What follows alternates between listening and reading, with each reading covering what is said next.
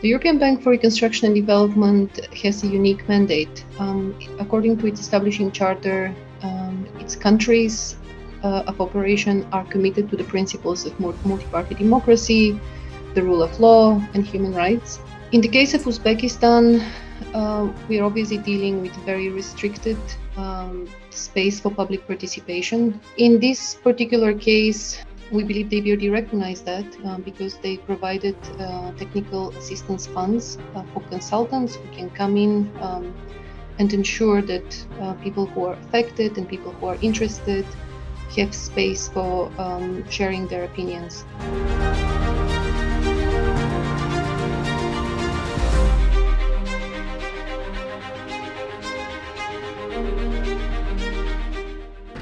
Жақын тұратын болғаннан кейін бізге тәсір бар екенін біз Орыстаннан айта аламыз. We are against it because we live very Халыққа close ертең to that. келешектерге кішкене мына балаларға бұның тәсірі бар.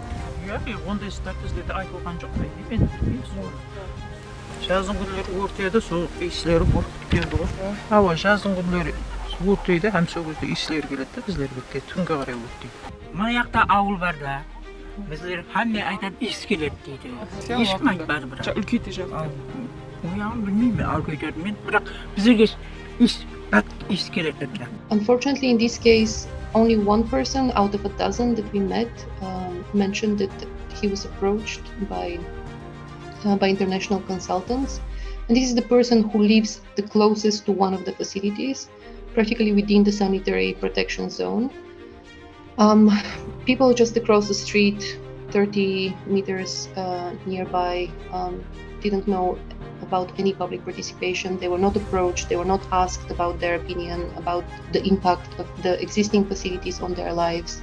In 2021, before the project approval, the Uzbek activists with the support of Bankwatch visited the project sites and talked to community representatives.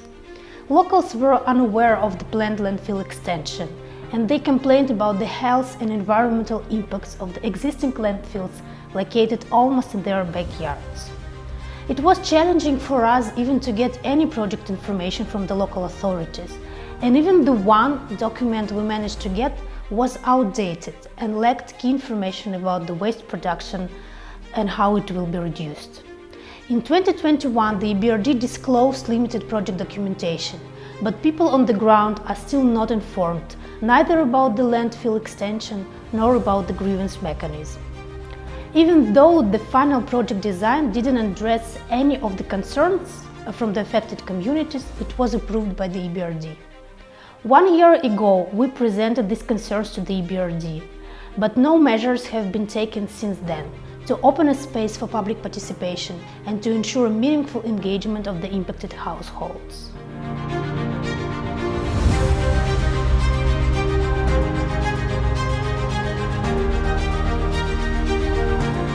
I was actually stunned at how reprisals manifest itself in Uzbekistan.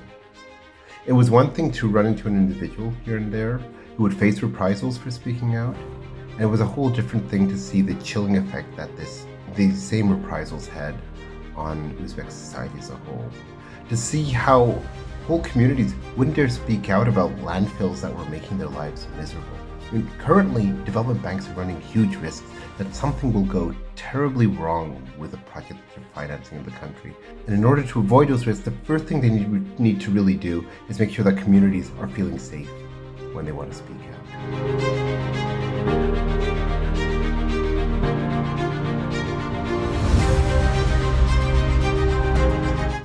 Так, приехали мусор сюда 17 года. Сразу для нас платила.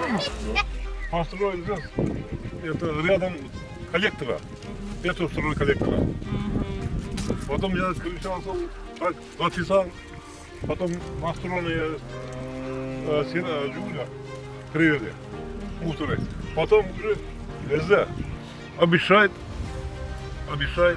ничего нет, толк нет. Right now, we believe that there still is time for the bank to ensure that there are proper consultations, that there are proper discussions with local communities about the impacts of the existing facilities and also their ideas of how the new projects can be implemented in a better way.